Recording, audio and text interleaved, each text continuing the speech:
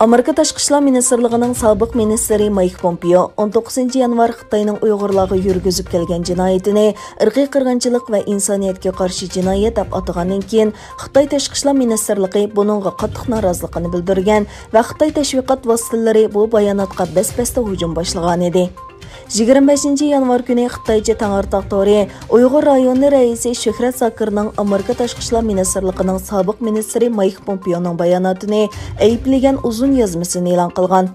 Shuhrat Zakir bu aybnomasida Mayk Pompeoni Xitoyning ichki ishlariga aralashdi, Xitoyning Xinjiangni tuzash siyosatiga hujum qildi, xalqaro nizomga xiloflik qildi, Xinjiangdagi har millat xalqining baxtli turmushiga qarshi turkidi deb ayblagan va uningga qat'iy qarshi turganligini bildirgan.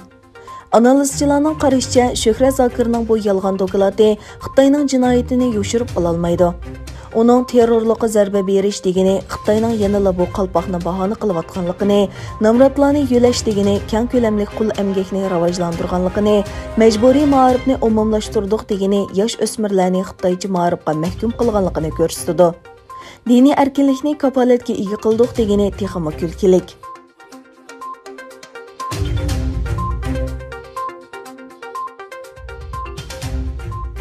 Uyghur Hareketi Teşkilatı'nın başlığı Roshan Abbas Xanım 25 yanvar Washington Post'si gazetida maqola e'lon qilib, Joe Biden hukumatidan Dr. Gulshan Abbas va boshqa barliq Uyg'urlarni turma lagerlardan qutuldirish uchun kurash qilishga chaqiriq qilgan.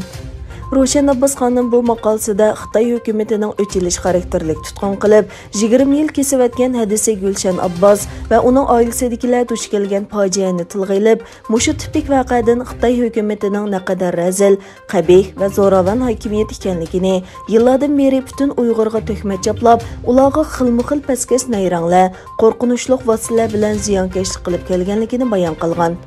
Roshan Abbas Xanımning bildirishicha, Trump hukumati Xitoyning zulmini irqiy qirg'inchilik deb atagan. Joe Biden hukumati buni muayyanlashtirgan bo'lsa-mu, buning bilan Xitoyning davomli yurgizib kelayotgan bu jinoyatini to'xtatib qolg'ili bo'lmaydi.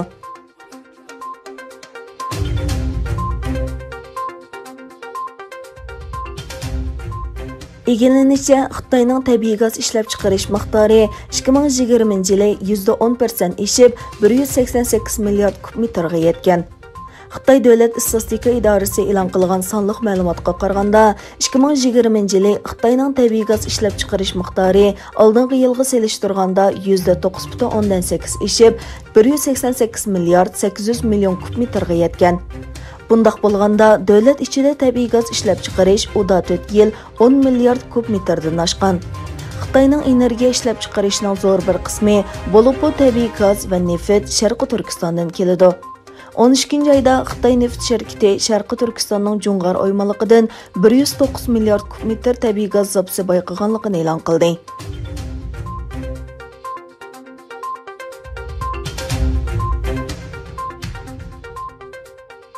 Xitoy bilan Yangi Zelandiya o'rtasidagi savdo kelishimining doirasi kengaytirildi.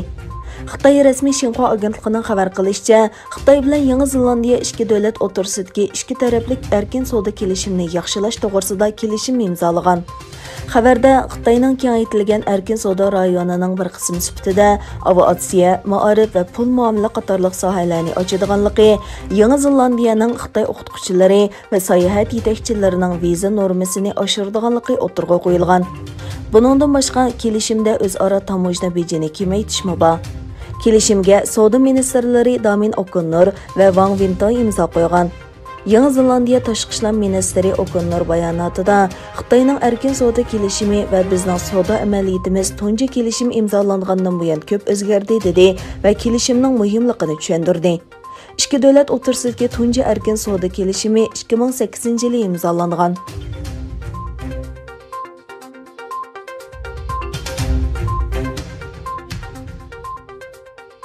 Amerika Kengash palatasi Prezident Joe Biden tarafidan tashqi ishlar ministri qilib ko'rsatilgan Antony Blinkenni tasdiqladi. Kengash palatasi umumiy yig'inda o'tkazilgan bilet tashlashda Blinkenning ministrlikka kandidatligi 22 ga qarshi 78 ovoz bilan ma'qullandi. Biden bilan uzun yil hamkorlashgan va tashqi siyosatda 30 yillik tajribasi bor Blinken 2015 yildan 2017 yilgacha bo'lgan oralikda Obama vazifa o'tagan mezgilda muavin tashqi ishlar ministri bo'lgan.